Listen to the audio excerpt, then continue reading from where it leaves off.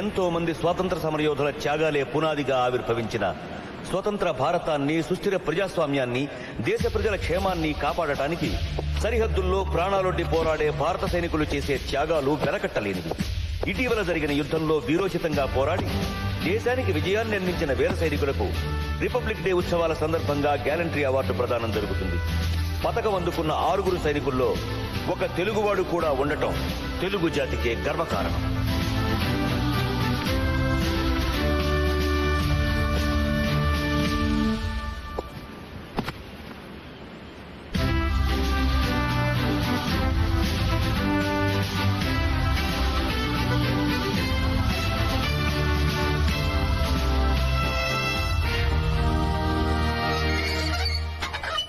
Good morning sir.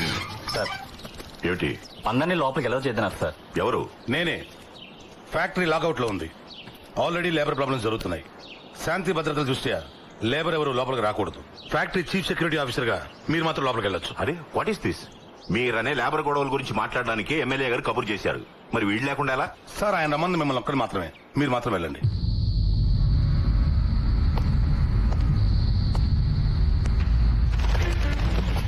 మరో ప్రపంచం, మరో ప్రపంచం, మరో ప్రపంచం పిలిచింది. వా శ్రీ శ్రీ వా. పదండి ముందుకు, పదండి తోసుకు, పోదాం పోదాం పై పైకి.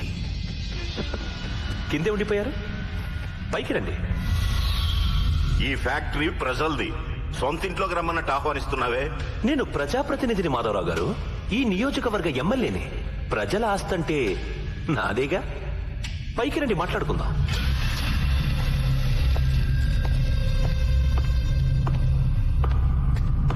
నమస్కారం మిలిటరీ మాధవరావు గారు. నమస్కారం. చిత్రంగా ఉంది కదా, మీరు మిలిటరీని వదిలేసిన మిలిటరీ మాత్రం మిమ్మల్ని వదలడం లేదు.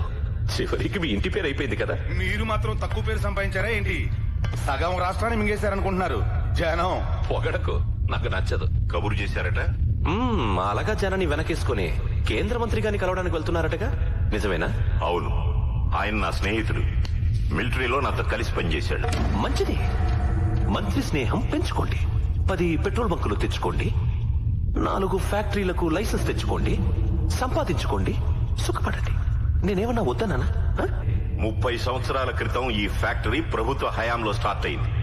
2000 మంది కార్మికులకి, వాళ్ళ కుటుంబాలకి ప్రత్యక్షంగాను, 1,00,000 మంది రైతులకి, లక్షలాది మంది రైతు కూలీలకి పరోక్షంగాను అన్నం పెట్టింది ఫ్యాక్టరీ.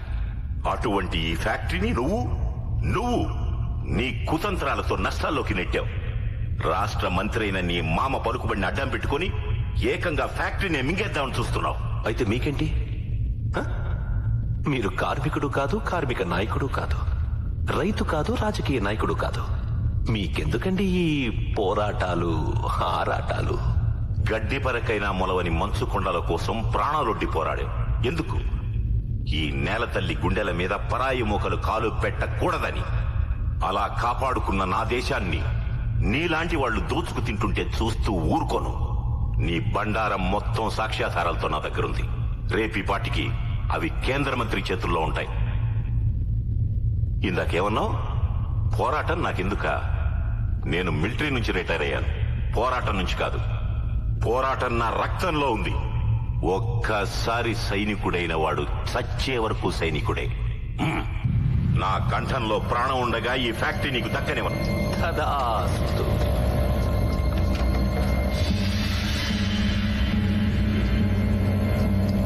అలాగే కానివ్వండి. అందరూ దీపావళికి టపాకాయలు కాల్చుకుంటారు. నువ్వేమో రిపబ్లిక్ డేకి ఆగస్టు 15కి ఊళ్ళో వాళ్ళందరినీ మన ఇంటికి రప్పించి టపాకాయలు కాల్పిస్తావు. మిలిటరీ వాడి కొడుకు మిలిటరీలోనే ఉండాలని అన్నయ్యని మిలిటరీకి పంపేశావు. వాడేమో అక్కడ యుద్ధంలో బాంబులు పేల్చుకుంటున్నాడు. దాని గురించి నువ్వు ఇక్కడ గొప్పలు చెప్పుకుంటావు. నాకున్న ఒక అన్నయ్య ఇంట్లో లేకుండా నేను ఒక్కదాన్ని గబ్బిలలాగా ఇక్కడ పడుతున్నాను. ఈ గుడ్డిదాని గోల ఎవ్వరూ పట్టించుకోరు. వాడు మొండి, నువ్వు జగమొండి. నాన్నోయ్. ఏమ్మా? ఏంటి నా మటుకు నేను వాగుతూనే ఉన్నాను, నువ్వేం మాట్లాడవేంటి? ఏం చేస్తున్నావు? అన్నయ్యకు ఉత్తరం రాస్తున్నానమ్మా. అది సంగతి. నేను అడిగానని రాయ్. అలాగే ఆవకాయ ఉందో అయిపోయిందో కనుక్కో. అర్థమైందా? అలాగే.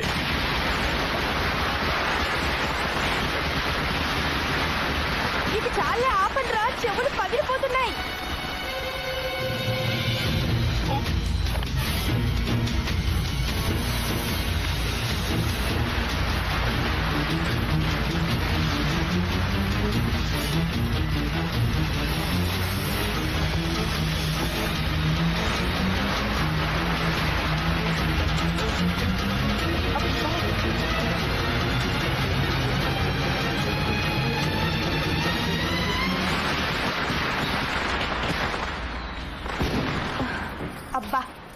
వెదవ టపాకాయలు. నాన్నా నాన్నా నాన్నోయ్, ఏం చేస్తున్నావు?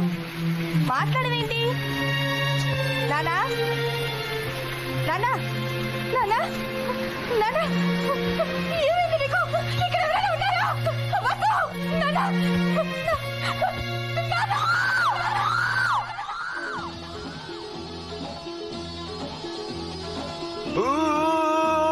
महबूबा महबूबा महबूबा महबूबा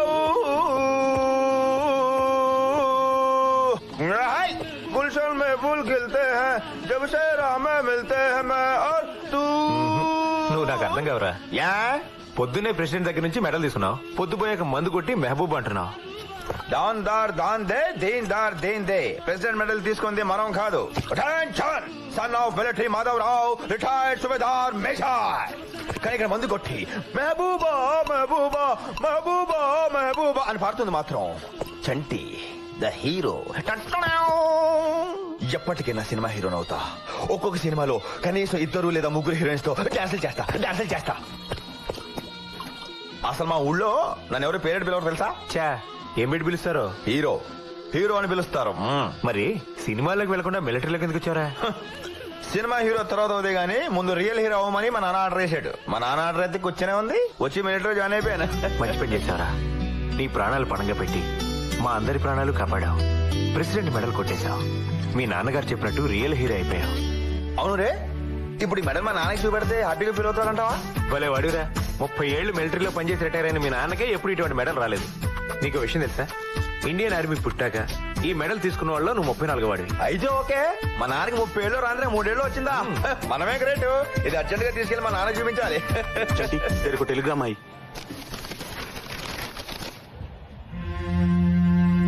ఏంట్రా, ఏమైంది? Father expired, start immediately.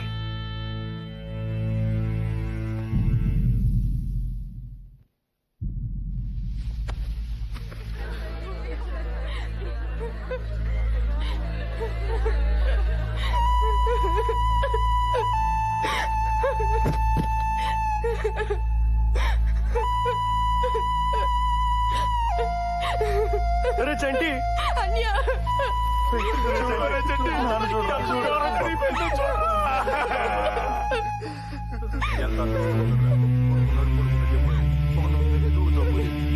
Maharaj లాగానే పోయాట్రా.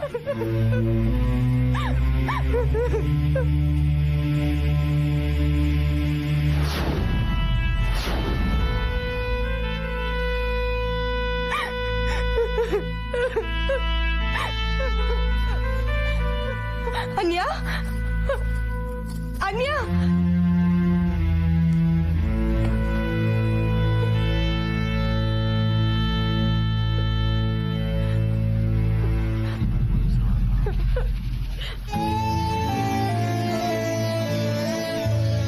డిసిప్లిన్ అని క్లాసులు పీకడం కాదు నాన్న. ముందు మనకు ఉండాలి డిసిప్లిన్. సోల్జర్ అనేవాడికి గెట్టం మాయకూడదు. నీకు ఈ మధ్య బద్ధకం ఎక్కువైంది. అంత బద్ధకంగా ఉంటే మేము చేస్తాంగా గెట్టం.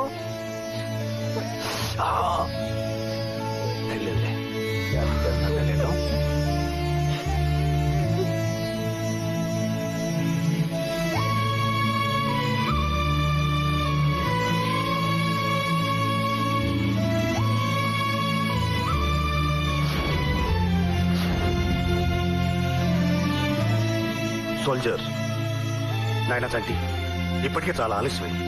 శ్మశానానికి తీసుకెళ్తాం. అక్కడ కాదు, మా కొండ పొలం, అక్కడ చేద్దాం దహనం. నాయనా, ఈ బట్టలు కట్టుకురండి. ఎందుకు? ఈ బట్టలు కట్టుకుని కర్మకాండ చేస్తే మీ నాన్నగారు ఆత్మ శాంతిస్తుంది. మీరు ఆ జంజం తీసేయండి. అయ్యయ్యో, ఈ జంజం లేకుండా కర్మకాండలు చేయకూడదు.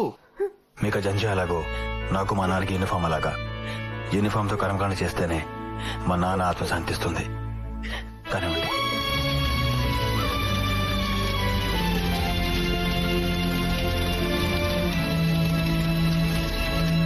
ఆగండి. ఏంటి మీరు ఇక్కడ? సమాధి కట్టడానికి వచ్చాం బాబు.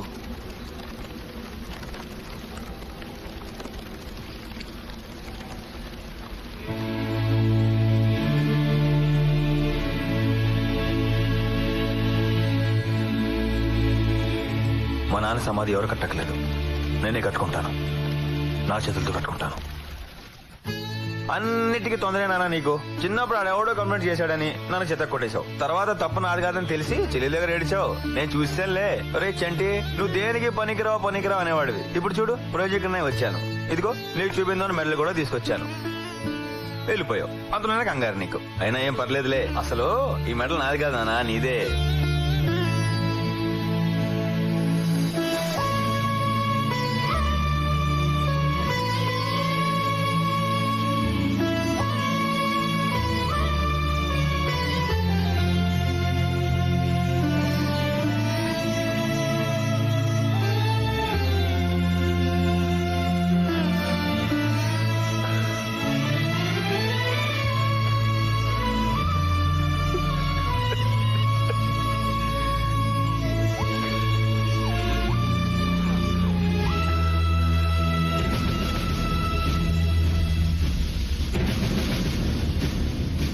ఇక్కడ మీరు చూస్తున్న ఈ కొండల్ని పాండవుల కొండలంటారు. ఈ కొండలకి అవతల పక్క 1,00,000 ఎకరాల్లో చెరుకు పండుతోంది. కొండలకి యువతల పక్క కొంచెం దిగువగా ఉంది గవర్నమెంట్ షుగర్ ఫ్యాక్టరీ. అదే ఇది. అక్కడ పండే చెరుకు ఈ ఫ్యాక్టరీకి సప్లై అవుతుంది. లంక మేత గోదావరి ఈత అని ఈ కొండ కిటుపక్క 30 కిలోమీటర్లు, ఆ కొండ కటుపక్క 30 కిలోమీటర్లు. ఎటు ఈ ఫ్యాక్టరీకి దారి లేదు. ఇక్కడి నుంచి బయలుదేరి 60 కిలోమీటర్లు ప్రయాణం చేసి ఈ ఫ్యాక్టరీకి చెరుకు రావాలి. అందువల్ల ఫ్యాక్టరీకి వచ్చే లాభం గోబల్లో దిగిపోయింది. అందుకే సంవత్సరం క్రితం ఫ్యాక్టరీ మూతపడిపోయింది. ఈ ఫ్యాక్టరీని డిస్ఇన్వెస్ట్మెంట్ స్కీమ్ కింద నేను కొన్నాను. ఏంటో స్కీము?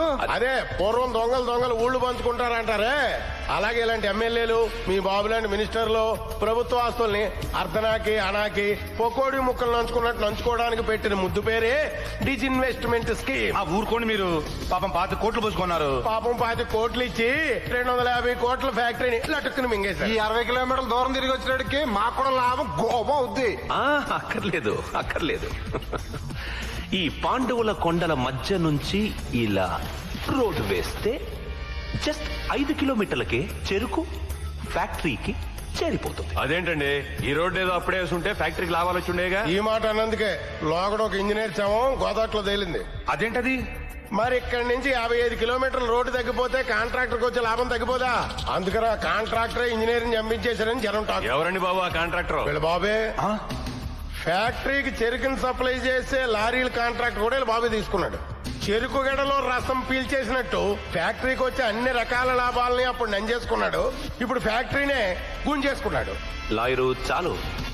ఇప్పుడు ఈ ఫ్యాక్టరీకి రోడ్డు వేయడానికి ఇక్కడున్న రైతుల దగ్గర నుంచి ఈ పొలాలన్నీ నయానో భయానో చవక్క లాగేయాలి. నాకు తెలిసిందా ఏంటో అడగవా? అడగపోయినా చెప్తావుగా, చెప్పు. ఇప్పుడు ఈ పనంతా ఈ లాయరు, ఆ ఎంఆర్ఓ, ఇన్స్పెక్టర్ చేస్తారా?